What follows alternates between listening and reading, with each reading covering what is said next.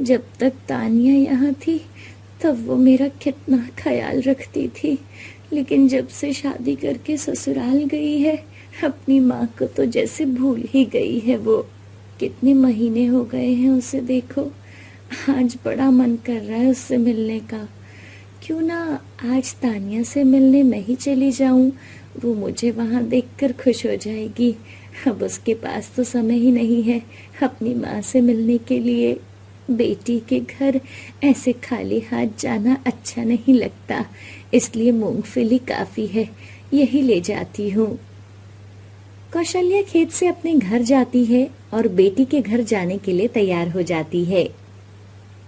अरे स्वेटर तो ले लूं जो मैंने तानिया के लिए बनाया था, उसे बहुत पसंद आएगा। कौशल्या एक संदूक से स्वेटर निकालती है जो उसने अपनी बेटी के लिए बड़े प्यार से बनाया था। सब सामान लेकर कौशल्या तानिया के घर के लिए एक ऑटो में निकल पड़ती है और घर से कुछ ही दूर पहले वो उतर जाती है। हाय हाय, यहाँ तो बड़ी ठंड है। भगवान, मेरे तो हाथ पैर सुन पड़ गए। तभी सामने से एक मोटरसाइकिल वाला आता है और वो कौशल्या को टक्कर मार देता है। कौशल्या जोर से जमीन पर गिर जाती है और उसका सारा सामान बिखर जाता है और उसके सर और पैर पर चोट आ जाती है और मोटरसाइकिल वाला बिना कौशल्या को उठाए ही वहां से चला जाता है। हे भगवान, मार दिया मुझे। कैसे लोग हैं, एक बार देखते भी नहीं हैं। कौशल्या बड़ी मुश्किल से उठती है और अपना सारा सामान उठाती है। सारी मूंगफलियां मिट्टी में लथपथ हो गई थी और स्वेटर पर भी मिट्टी लग जाती है। कौशल्या अपना सारा सामान समेटती है और अपनी बेटी के घर के लिए निकल पड़ती है। सर्दियों का मौसम था और कौशल्या ऐसे ठंडे मौसम में बस एक शॉल डाले हुए ही अपनी बेटी से मिलने आ जाती है। हे भगवान, ठंड से मेरा पूरा शरीर कांप रहा है और सर की चोट से खून भी बह रहा है। तानिया मुझे ऐसी हालत में देखकर बहुत दुखी हो जाएगी। कौशल्या बड़े से महल की ओर बढ़ रही थी। मेरी बेटी का ससुराल तो महल है, रानी बन गई है मेरी बेटी तो। तभी गेट पर चौकीदार कौशल्या को देखकर उसे रोकता है। अरे कौन हो आप? इस हालत में कहाँ जा रहे हो? बेटा, मैं तानिया की माँ हूँ। रास्ते से आते समय मोटरसाइकिल वाले ने टक्कर मार दी थी। अरे अम्मा जी, आपको तो बहुत चोट आई है। आप चलिए, तानिया मैडम जी अंदर ही है। लेकिन अम्मा जी, आप तो लेट हो गई हैं। सब मेहमान तो कब के आ गए हैं। मेहमान? आज कुछ खास है क्या? अरे वो आज यहाँ नए साल की पार्टी रखी है ना, बहुत बड़े बड़े लोग आए हैं आज। चौकीदार की बात सुनकर कौशल्या थोड़ा संकोच में आ जाती है, क्योंकि वो इस हालत में सबके सामने जाने से कतरा रही थी। चलिए ना अम्मा जी, आप यहाँ क्यों रुक गई? तानिया मैडम जी आपका इंतजार कर रही होंगी। तानिया अपनी माँ को देखती है तो उनके पास आती है। मेरी बच्ची, अरे वाह, तू तो बहुत सुंदर लग रही है। कैसी है तू? कौशल्या की आंखों में खुशी के आंसू थे। माँ, तुम यहाँ क्या कर रही हो और ये क्या हालत बनाई है अपनी? बेटा, वो एक मोटरसाइकिल वाले ने मुझे टक्कर मार दी और सर में थोड़ी चोट भी आ गई है। पहले ना माँ, मेरे साथ चलो। तानिया अपनी माँ को बाजू से पकड़कर घर के दूसरी ओर स्टोर रूम में लेकर जाती है जहाँ कोई नहीं था। अरे माँ, आप मेरे ससुराल आई हो, कम से कम ढंग के कपड़े तो पहन लेती। यहाँ कितने अमीर अमीर लोग आए हैं, अगर कोई तुमको ऐसे देखेगा तो क्या सोचेगा? कौशल्या की बेटी हीरे और सोने के जेवर से लदी थी। वो एक बार अपनी माँ से उनका हाल तक नहीं पूछती। बेटा, तू कैसी है मेरी बच्ची? तू तो रानी बन गई है। मैंने तो कभी नहीं सोचा था कि मेरी बेटी, जो एक छोटी सी झोपड़ी में बड़ी हुई, महलों की रानी बन जाएगी। हे भगवान, नजर न लगे, कितनी सुंदर लग रही है मेरी बच्ची। कौशल्या जैसे ही अपनी बेटी को गले लगाने लगती है।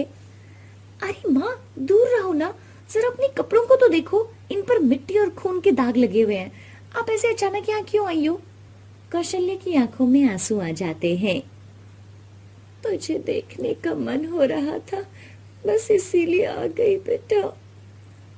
मुझे देखने का मन था? अच्छा, तुम यहीं रुको, बाहर मत आना। घर में कुछ खास अमीर मेहमान आए हैं, मैं थोड़ी देर में आती हूँ। तानिया अपनी माँ को घर के स्टोर रूम में छोड़कर खुद डाइनिंग एरिया में आ जाती है।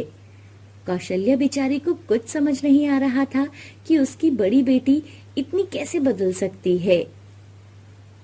शायद कोई बड़े लोग आए हैं, दामाद जी भी मिलने नहीं आए। कोई बात नहीं, मेरी तानिया के लिए मुझसे बढ़कर कौन हो सकता है? मैं तो उसकी माँ हूँ ना। कुछ देर बीतने पर भी कौशल्या के पास कोई नहीं आता। कौशल्या ठंड से कांप रही थी। कहाँ रह गई ये तानिया, अभी तक नहीं आई। कुछ देर के बाद जब मेहमानों की आवाजें आना बंद हो जाती हैं, बहुत देर हो गई है, लगता है सब मेहमान चले गए, लेकिन ये तानिया कहाँ रह गई? लगता है भूल गई कि माँ को कमरे में बिठाया है। ये भी ना भुलक्कड़ ही है, मैं खुद ही जाकर देखती हूँ। कौशल्या कमरे से निकलकर बाहर आती है, जहाँ तानिया और उसकी सास मेहमानों के दिए तोहफे देख रही थी। देखो, मुझे लगा ही था तुम मुझे कमरे में बिठाकर भूल गई होंगी। देखो, यहाँ अपनी सास के साथ बैठी हो। माँ, मैं आने ही वाली थी। तानिया की सास कौशल्या देवी को देखकर अपना मुंह बना लेती है। तुम्हारी माँ कब आई? तुमने बताया नहीं। इनकी तो हालत बहुत खराब लग रही है। वो माँ अभी आई थी। नौकरों को बोलो इनको खाने के लिए कुछ दे। इन्हें तो देखकर लग रहा है जैसे बहुत दिनों से अच्छे से खाना नहीं खाया है। कुछ कपड़े भी दो इनको। तानिया की सास का रवैया कौशल्या को कुछ ठीक नहीं लगा। नहीं नहीं बहन जी, मैं तो बस तानिया को देखने आई थी। आप सबसे मिल ली, इसलिए मुझे अब इजाजत दीजिए, मैं अपने घर चलती हूँ।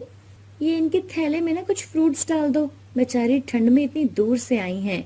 नहीं नहीं नहीं, ये तो मैं तानिया के लिए लाई थी। इसमें हमारे खेत की मूंगफली है। बचपन में तानिया बहुत खाया करती थी और मैंने अपने हाथों से तानिया के लिए एक स्वेटर बनाया था। बहुत गर्म ऊन का है, सर्दियों में इसमें ठंड नहीं लगेगी। कौशल्या अपना थैला खोलने लगती है। उसके हाथ ठंड से कांप रहे थे।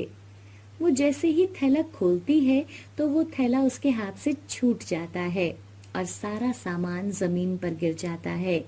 अरे अरे अरे, ये मिट्टी वाली मूंगफली और गंदा सा स्वेटर, अरे सारा फ्लोर गंदा कर दिया। माँ, क्या कर रही हो आप? देखो ना, सारी जगह आपने गंदगी फैला दी। अरे, आप ये जो यहाँ पर लेकर आई हो ना, ऐसी मूंगफली तो इस घर के नौकर तक नहीं खाते हैं। रामू, जल्दी इधर आओ, ये सब साफ करवाओ और इसे बाहर फेंको। माफ करना बहन जी, मैं साफ कर देती हूँ। कौशल्या सब उठाने लगती है, तभी बाहर से नौकर आते हैं और कौशल्या को रोकते हैं। ये स्वेटर ना माँ, तुम अपने घर ले जाना, तुम्हारे परिवार के काम आएगा। अब अपनी इतनी बेइज्जती देख कौशल्या से वहाँ रुका नहीं गया। वो बस हाथ जोड़कर वहाँ से बाहर आ गई। कितनी आस लगा कर गई थी मैं अपनी बेटी के घर, लेकिन इसने मुझे मेरी औकात दिखा दी। कौशल्या तानिया के घर से जा ही रही थी कि तभी तानिया का पति सिद्धार्थ कौशल्या जी को देख लेता है। सिद्धार्थ जल्दी से अपनी माँ के पास आता है। अरे माँ जी, आप मुझसे मिले बिना कहाँ जा रही हो? और ये आपको चोट कैसे लगी? नहीं बेटा, कुछ नहीं, वो मैं तानिया से मिलने आई थी। अच्छा, अभी मैं चलती हूँ। अरे, ऐसे कैसे चलती हो? अभी तो आप मुझसे मिले भी नहीं हो और अभी अभी आए हो। तानिया, जल्दी से इधर आओ। तभी वहाँ तानिया आती है। जी, वो माँ जी तो अभी जा रही हैं, वो सबसे मिल ली हैं। अरे, ऐसे कैसे जा रही हैं? तुमने देखा नहीं माँ जी को कितनी चोट आई है?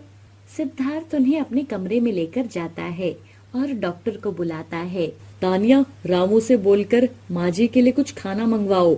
देखिए, इनको बहुत ठंड लग गई है और ऊपर से कमजोरी भी है। मैंने चोट पर पट्टी कर दी है और ये कुछ दवाइयाँ हैं। थोड़े दिन आराम करो, सब ठीक हो जाएगा। डॉक्टर के जाने के बाद तानिया गर्मा गर्म खाना अपनी माँ को खिलाती है। माँ जी, अब आप कहीं नहीं जाओगे, आप यहीं रहो। तानिया खुद आपका ध्यान रखेगी। वैसे भी ये घर जितना हमारा है उतना ही आपका भी है। अपने दामाद को अपने लिए इतना कुछ करता देख कौशल्या की आंखों में आंसू आ जाते हैं। इधर अपने पति की बातें सुन तानिया को अपने किए पर बहुत ही शर्म आती है। सिद्धार्थ जी मेरी माँ का कितना ध्यान रखते हैं और मैं खुद उनकी सगी बेटी होकर उनके साथ ऐसा व्यवहार कर रही थी। माँ, आप अभी आराम करो। सब लोग कमरे से बाहर चले जाते हैं। माँ, मुझे माफ कर दो माँ, मुझसे बहुत बड़ी गलती हो गई। ऐसा बोलकर तानिया अपनी माँ के गले लग जाती है। कौशल्या भी अपनी बेटी को अपने गले लगाती है और उसे माफ कर देती है। बहू की जादुई शिमला मिर्च। एक औरत गर्मी की कड़ी दोपहरी में सर पर एक टोकरी लिए जा रही थी और उसके पूरे कपड़े गर्मी में पसीने से भीगे हुए थे। हे भगवान, आज तो मुझे दूसरे गांव में पहुंचने में इतनी देर हो गई। पता नहीं आज क्या होगा। वो तो अच्छा हुआ इस जंगल के रास्ते से आ गई, थोड़ा जल्दी पहुंच जाऊंगी। गांव की सड़क से आती तो घर पहुंचने में तो आज रात ही हो जानी थी। कि तभी अचानक से सामने से एक जंगली जानवरों का झुंड तेज रफ्तार से सामने से भागता हुआ आ रहा था और वो औरत जानवरों को अपनी ओर आते हुए देखकर डर गई थी। वो कुछ और सोचती तब तक जंगली जानवर उस औरत को रौंदते हुए वहां से निकल गए और वो औरत वहीं जमीन पर गिर गई। उसके पैरों और सर पर बहुत ज्यादा चोट भी आ गई थी। बचाओ मुझे, इतना बोलते ही वो बेहोश हो जाती है। तभी वहां एक लड़की आती है जो देखने में बहुत सुंदर थी। ये लड़की कोई और नहीं बल्कि इस जंगल में रहने वाली एक परी थी। परी देखती है कि औरत के पास एक टोकरी पड़ी थी और आसपास शिमला मिर्चें बिखरी हुई थी और वो उस औरत के सर और पैरों को देखती है जिन पर बहुत ज्यादा चोट भी आई हुई थी। इसको तो बहुत चोट लगी है, लेकिन ये इस जंगल में क्या कर रही थी? परी उस औरत के सर पर हाथ रखती है और वो उसके बारे में सब कुछ जान जाती है। मालती नाम की औरत पास के सुंदरबन नाम गांव में एक छोटे से घर में रहती थी। मालती, मैं लकड़ी काटने जा रहा हूँ और देर हो गई ना तो तुम्हें पता है सेठ पूरे महीने भर की पगार भी पूरी नहीं देगा। हाँ हाँ ठीक है, पर खाना तो खाते जाइए, बस बन गया, मैं अभी ला रही हूँ। मालती रसोई में जल्दी जल्दी हाथ चला रही थी। इधर किशोर थोड़ी देर और देखता है, लेकिन जब मालती खाना लेकर बाहर आती है तब तक किशोर जा चुका था। हे भगवान, कैसी बहू मिली है मुझे, कोई काम समय से नहीं करती। मेरा बेटा पूरे दिन जंगल में कुल्हाड़ी चलाता है, भूखे पेट कैसे काम करेगा। जा जल्दी खाना डब्बे में डाल दे। सोनी बेटी, सेठ के यहाँ पे दे देना, ठीक है। पर दादी, मुझे स्कूल जाने में देरी हो जाएगी। स्कूल देर से पहुंची तो टीचर बहुत डांटती है। ये लो, तुम्हारा डिब्बा मैंने पैक कर दिया है, तुम स्कूल जाओ, मैं खुद वहां जाकर तुम्हारे बापूजी को डिब्बा दे दूंगी, ठीक है। मालती जल्दी जल्दी अपनी सास को खाना देती है और किशोर का डब्बा लेकर वो जंगल में जाती है, जहाँ किशोर बाकी लकड़हारों के साथ लकड़ियाँ काट रहा था। अरे भाभी, आप यहाँ? लगता है किशोर भैया आज फिर खाना लेकर नहीं आए। जी भैया जी, वो आज काम करते करते खाना बनाने में थोड़ा समय लग गया, इसलिए ये जल्दी में खाना खाए बिना ही यहाँ आ गए।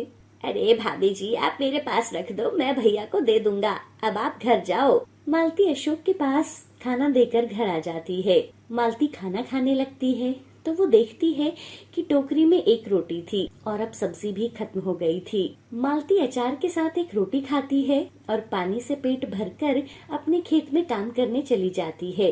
इधर किशोर जंगल में बैठकर खाना खा रहा था कि तभी वहाँ सेठ आ जाता है। अरे देखो, अभी दोपहर भी नहीं हुई, काम एक आने का भी नहीं किया और खाने का डिब्बा खोल कर बैठ गया है। किशोर जल्दी से अपना डिब्बा बंद करता है। सेठ जी, वो सुबह काम के लिए देरी हो रही थी तो बिना खाना खाए आ गया था। अभी मेरी पत्नी यहाँ आकर डिब्बा देकर गई है तो सोचा कि थोड़ा खाना खा लूं। शाम को गोदाम आना, वहाँ तुम्हारा हिसाब करता हूँ।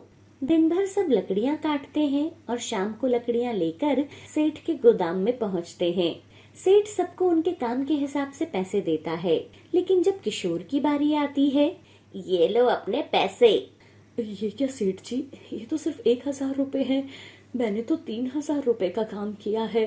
अच्छा, तो अब तू मुझे हिसाब सिखाएगा? सुबह आते ही तो तू डिब्बा खोलकर बैठ जाता है, काम कब करता होगा? सेठ जी, ऐसा कुछ नहीं है, आप इन सबसे पूछ लो। मैं पूरी मेहनत और ईमानदारी से अपना काम करता हूँ। अरे, मुझसे जुबान लड़ाता है।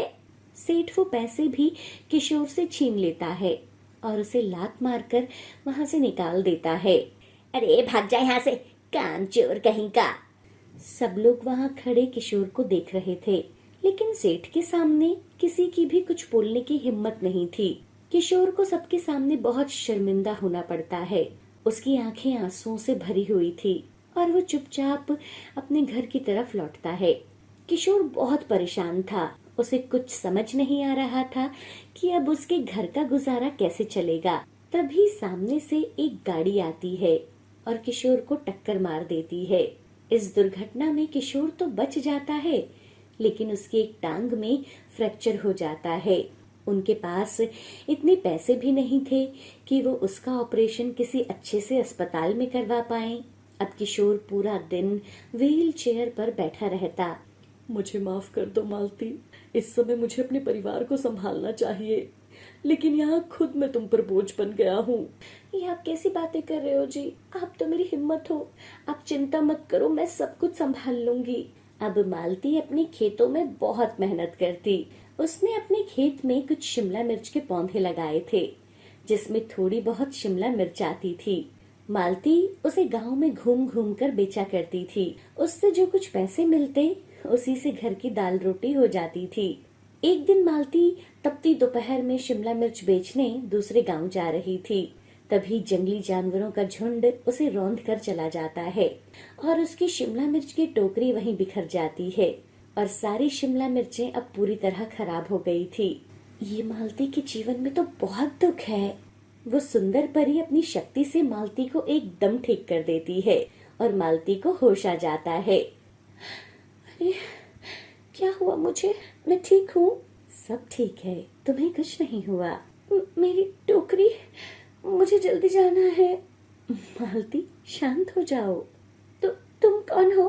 तुम्हें मेरा नाम कैसे मालूम है? मैंने तुम्हें पहले कभी इस गांव में नहीं देखा। क्योंकि मैं इस गांव की नहीं हूँ। मैं तो शिमला मिर्च खरीदने गांव की तरफ जा रही थी, तभी मुझे तुम यहाँ मिल गई। और देखो, तुम्हारी टोकरी में बहुत सारी शिमला मिर्च है। अच्छा हुआ तुम मुझे यहीं मिल गई। और सुनो, ये कुछ शिमला मिर्च के पौधे हैं जो मुझे रास्ते में गिरे हुए मिले। न जाने किसके गिर गए हैं, लेकिन अब तो ये मेरे किसी काम के नहीं, इसलिए इन्हें तुम रख लो। परी 2,000 का नोट निकालकर मालती को देती है। देखिए, मेरे पास छुट्टे नहीं हैं और ये शिमला मिर्च तो मात्र 500 रुपए की है। कोई बात नहीं, इन्हें तुम रख लो, ये तुम्हारे काम आएंगे। चलो अब मुझे जाना होगा। परी सारी शिमला मिर्च अपने साथ ले जाती है और वो वहां से गायब हो जाती है। अरे, अभी तो यहीं थी, कहाँ चली गई? मालती घर आते समय राशन लाती है और वो घर आकर सबके लिए खाना बनाती है और सब खाना खा रहे थे। मालती, आज मैंने बहुत दिनों के बाद तुम्हारे चेहरे पर सुकून देखा है। बात ही ऐसी है जी। आपको पता है, आज जंगल के दूसरे रास्ते ना, मैं दूसरे गांव में सब्जी बेचने जा रही थी, तो अचानक से मेरे सामने जंगली जानवरों का झुंड आ गया। मैं तो डर के बेहोश हो गई थी। फिर न जाने कब मेरी आंख खुली तो सामने ना मैंने एक बहुत सुंदर सी लड़की को पाया। अरे, उस जंगल के रास्ते क्यों गई थी? कितनी बार बोला है, उस तरफ कोई नहीं जाता। उस जंगल के बारे में लोग तरह तरह की बातें करते हैं। अरे, अगर तुम्हें कुछ हो जाता तो? और वो लड़की, वो वहाँ क्या कर रही थी? मालती घर वालों को उसके बारे में सब कुछ बताती है। हे भगवान, मैं तो भूल ही गई, मुझे शिमला मिर्च के पौधे खेत में लगाने हैं। मालती खाना खाकर खेत में जाती है और शिमला मिर्च के पौधे लगा देती है और उन्हें पानी से सींच देती है। ऐसे ही रात हो जाती है और सब लोग अपने अपने घरों में सो जाते हैं। अगली सुबह मालती खेत में शिमला मिर्च देखकर हैरान हो जाती है। उसके खेत में शिमला मिर्च के पौधे रंग बिरंगे लाल पीली हरी शिमला मिर्चों से भरे हुए थे। मालती की खुशी का कोई ठिकाना नहीं था। अरे ये शिमला मिर्च तो जादुई शिमला मिर्च है, मतलब वो परी थी जो मेरी मदद करने आई थी। मालती कुछ शिमला मिर्च तोड़ती है और उन्हें टोकरी में डालकर गांव में बेचती है। शिमला मिर्चें देखने में इतनी सुंदर लग रही थी कि सब लोग उन्हें देखते ही खरीद ले रहे थे। बाकी की बची हुई शिमला मिर्चें लेकर मालती घर आती है और अपने घर वालों को सारी बात बताती है। बेटा, ये वही परी होगी जिसकी बातें हमारी सास हमें बताती थी, और वो कहती थी कि वो परी किस्मत वालों को ही दिखती है। क्या वो अभी भी इसी जंगल में रहती है? माँ, मुझे भी उसको देखना है। नहीं बेटा, जंगल में ना जंगली जानवर भी हैं। हमने ना कोई अच्छे काम किए होंगे जो भगवान ने उन्हें हमारी मदद के लिए भेजा। अब मालती हर रोज रंग बिरंगी शिमला मिर्चें तोड़ती और उन्हें सब्जी बाजार में बेचती, जिससे उसे अच्छे पैसे मिल रहे थे। हर रोज सब्जी तोड़ने पर भी वो शिमला मिर्चें कम ही नहीं होती थी, बल्कि पहले से भी ज्यादा हो जाती थी। कुछ ही समय में मालती अपने पति की टांग का ऑपरेशन एक अच्छे से अस्पताल में करवाती है। किशोर कुछ समय के बाद अपने पैरों पर फिर से खड़ा हो जाता है। अब मालती और किशोर मिलकर अपने खेतों में बहुत मेहनत करते थे और जादुई शिमला मिर्च की मदद से वो बहुत धन कमा रहे थे और वो लोग जरूरतमंद लोगों की भी मदद करते थे। उन्होंने अपने पुराने छोटे से घर की जगह अब एक बड़ा सा घर बना लिया था। तो देखा आपने, जादुई शिमला मिर्च के पौधे से मालती की सारी मुसीबतें दूर हो गई और उनका परिवार खुशियों से भर गया।